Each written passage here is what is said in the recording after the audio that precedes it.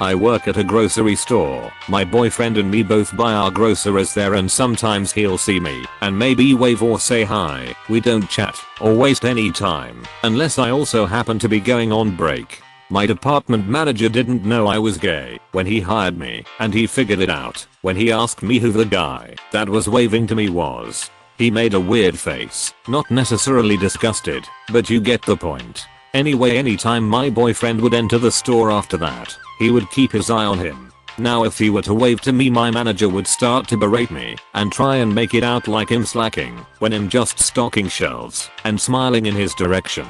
Nothing bad at all. He didn't care at all prior to learning he's my boyfriend.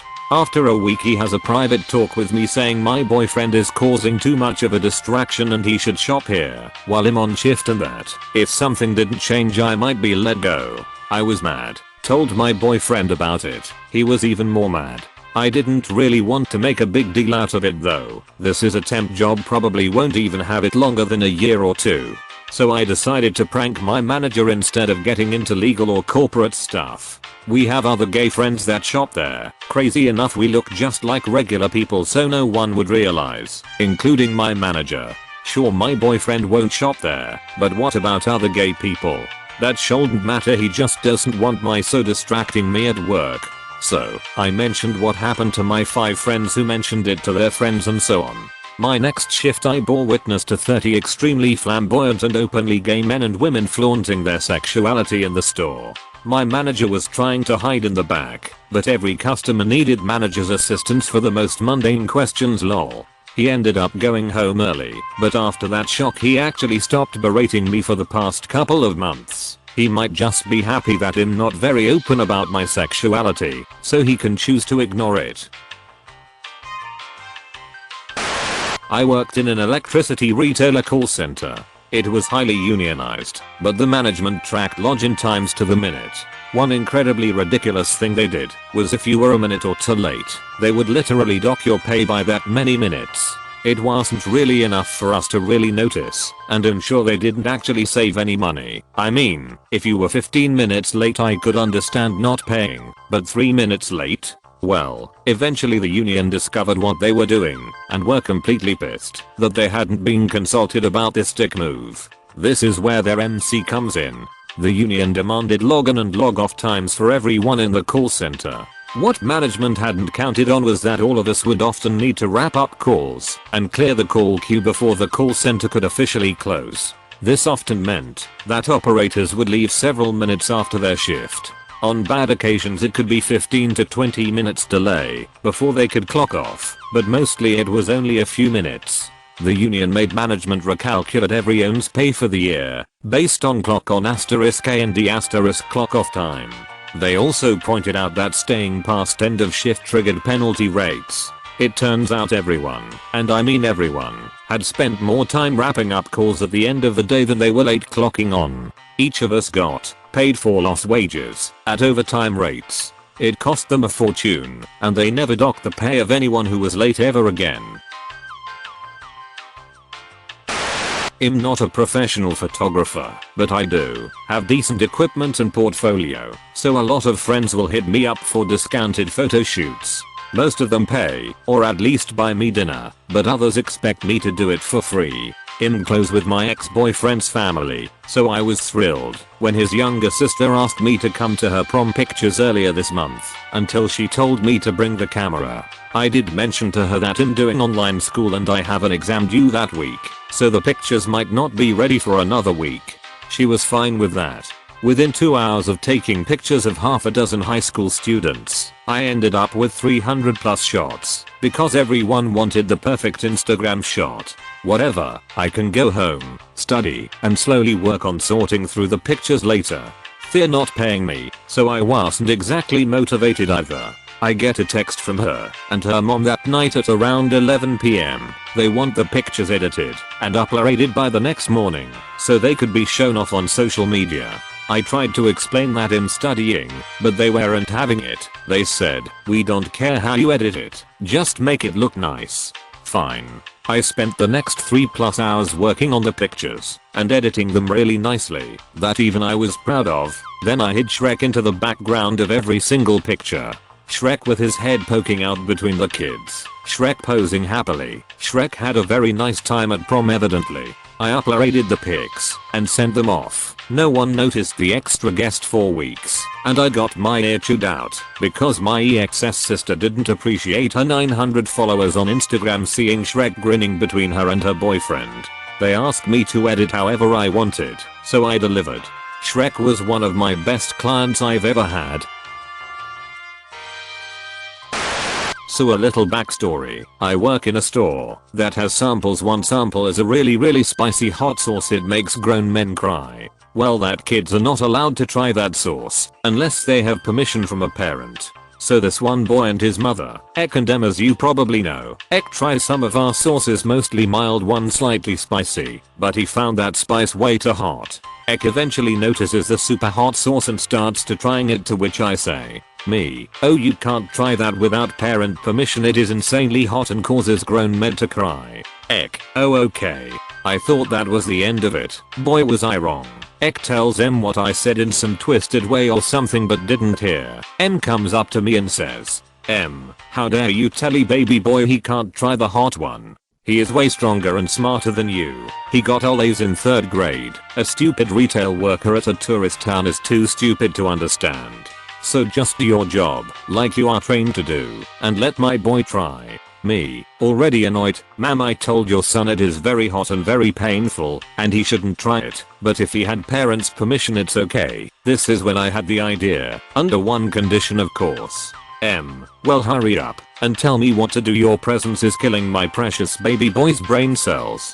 Me, well, all you gotta do is sign a form saying you knowingly and willingly allow your child to try the hot sauce. I just have to write one up, of course.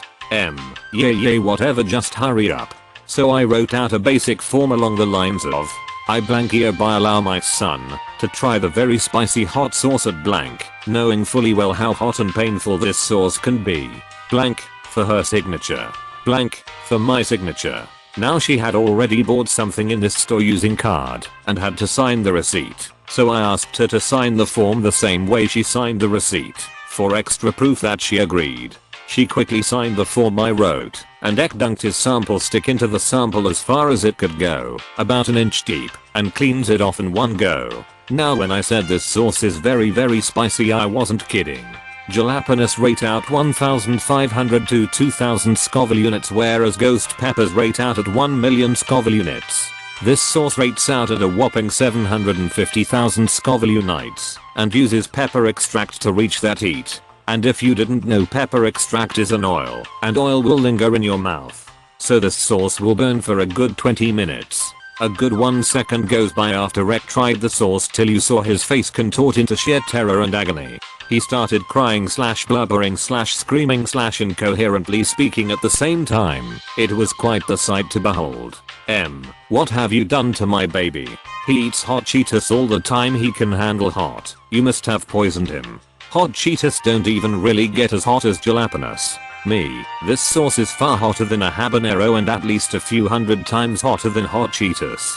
Ek, in barely recognizable English, mommy it hurts. I'm gonna sue you for poisoning my baby, now give me chocolate milk for free. We sell chocolate milk for $1.50. Me, I'm sorry ma'am, but I can't do that. I was trained to only sell the chocolate milk for $1.50 per bottle, so you have to pay just like everyone else. At this point she is screaming so much you could probably mistake her for a flock of chickens all getting strangled or something.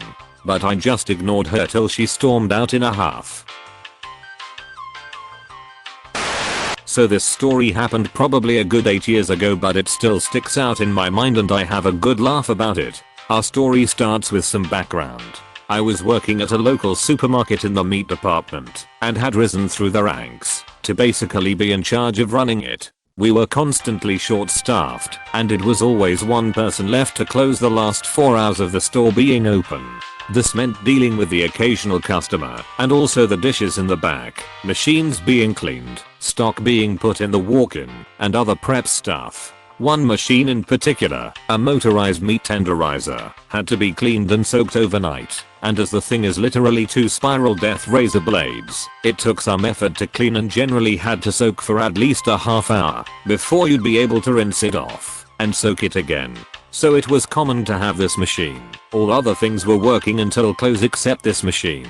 Disassembled about an hour before we closed. The rude customer is this lady who would always come in and insisted we tenderize her meat selection, and every time she would get the same answer of "we are sorry, but that particular machine is closed earlier due to it being harder to clean," and she would scoff and leave. There was probably 2 weeks of her doing this despite many attempts and offers of our direct line, so she could call ahead and we would have her order ready. No dice. Well, this day I was closing down the department and it was getting close to closing time, about 40 minutes left, and in walks the entitled lady, and she makes her way through the aisle and walks up to the meat counter.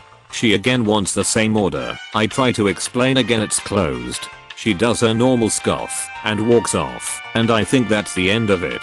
Nope.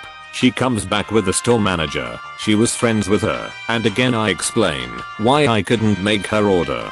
The manager tells me to just go wash it and get her order. The lady looks pleased, and I say okay, I'll get right on it, and into the back room I went. I started washing the blades on the rollers, and obviously it wasn't doing much since they haven't been soaking long. I find a small enough brush that can get between the blades and scrap out the gunk. This whole cleaning process takes me well over 30 minutes, but at the same time, I'm watching through our one-way glass mirror and seeing the look of joy turn into anger as the woman realized I wasn't kidding. She eventually got fed up and started to shop through the store, and when I got everything finished and set back up, she was in line at the front, get ready to pay and leave. I quickly turned the machine on and packaged her order up and almost ran up to her cart and said, "Here's your order." She said she didn't want it anymore, and I gladly told her that it was store policy, that you have to pay for your order if it gets processed even if you don't want it anymore, and dropped it in her cart and said, "Have a great day." The best part for me, and probably most malicious of all, was the fact that I still had all my other normal closing duties that would have been done, and because the store owner has the keys, she had to stay late and pay me overtime while I finished up. After that night they did not question me again. The rude lady never came back to my knowledge, and yes, she had to buy the meat. I watched her check out and try to fight it, but no dice for her. Hope you enjoyed the tale from my college job, and if you're out there lady, I hope your meal was wonderful, lol. If you enjoyed the stories, slap the like and subscribe button for more of them, and don't forget to support the original writers with an upvote. Links are in the description. Peace out, and catch you tomorrow.